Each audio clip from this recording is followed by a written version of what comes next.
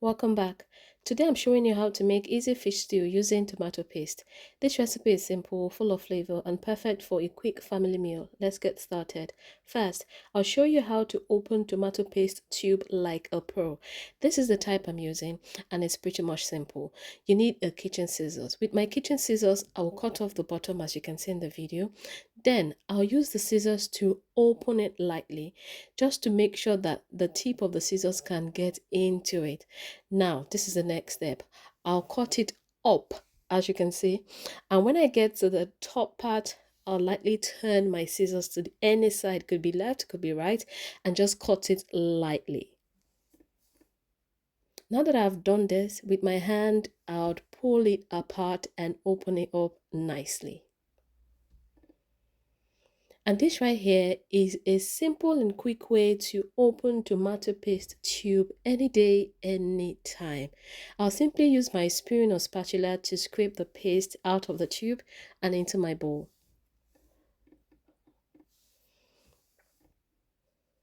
You can see how neatly I have been able to scrape the tomato paste. This is one of the benefits of opening your tomato paste like this. I'll repeat this process again with the second tomato paste that I'll be using. The great thing about this is if this is a recyclable material, all you need to do is to wash it lightly under running cold water and put it in your recycle bag, and you can recycle this easily.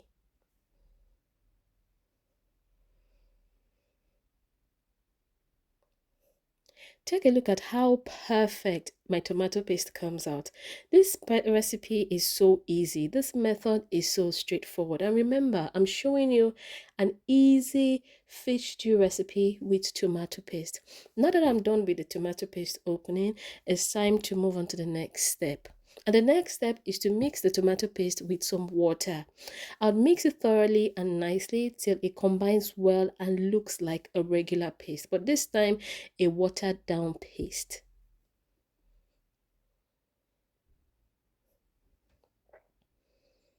Make sure you take your time to get this outcome.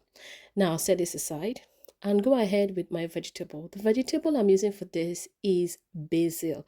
You can use parsley, you can use any vegetable of your choice, but personally, I like the fragrance and the freshness that basil adds to this particular stew.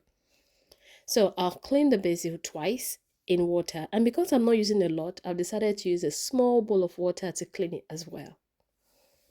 After the first cleaning, take a look at what the water looks like. So I'll clean it again the second time with fresh, clean water.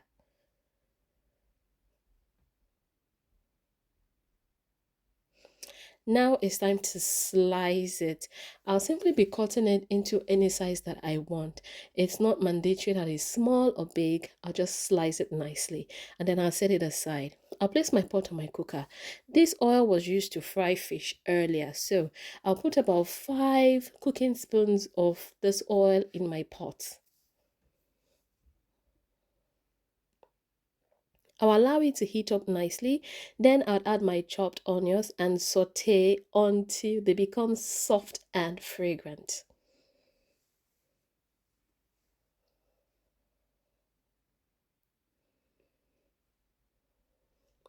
At this point, my kitchen smells amazing because of the fragrance of the onions. So I'll season this oil with 1 tablespoon thyme, 1 tablespoon curry. I'll also be adding bay leaves as well to this. I'll mix it nicely while still frying on medium heat. Now I'll add about half tablespoon salt. Of course, I'll mix everything again and then I'll also allow it to fry for about 2 more minutes before I go in with my stock cubes. I'm using 2 stock cubes for this. I'll mix it well, and after frying for extra 2 more minutes, I'll go in with the tomato puree.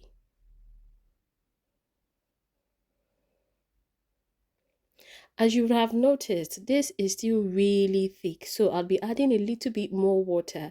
The trick here is not to add too much water so that you don't have to cook it for a very long time. Remember, this is a quick stew recipe. Cooks really fast and is easy to make as well. I'd add a little bit more water, about half cup of water.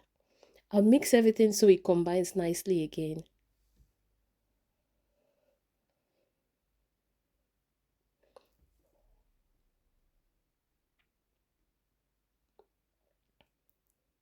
Because I like a little bit spice in my food, I'll be adding crayfish. You can add shrimps.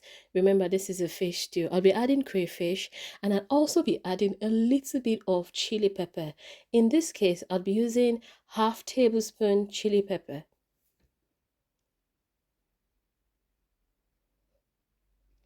After all of this has been added, now I'll mix it nicely. Then I'll cover the pot and allow it to cook for 4 minutes. The reason I'm cooking it for such a short time is because tomato paste is already cooked, and because it is not too thick or too watery, 4 minutes is perfect. After 4 minutes, this is what I have.